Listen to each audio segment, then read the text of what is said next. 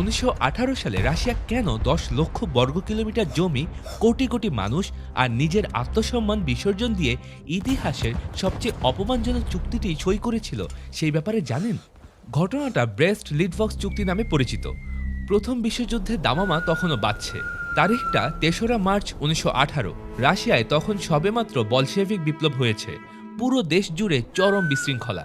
তারা যে কোনো মূল্যে যুদ্ধ থেকে বের হতে মরিয়া। যুদ্ধ থামাতে রাশিয়া জার্মানির সাথে এমন এক চুক্তি করল যা ছিল রীতিমতো আত্মঘাতী।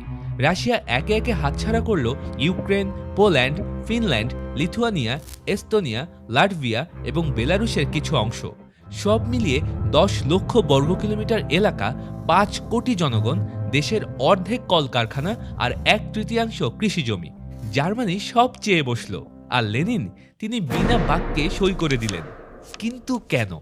কোনো নেতা কেন নিজের দেশের এমন অপমান মেনে নেবেন? কারণ লেনিন এমন কিছু জানতেন যা অন্যরা জানত না।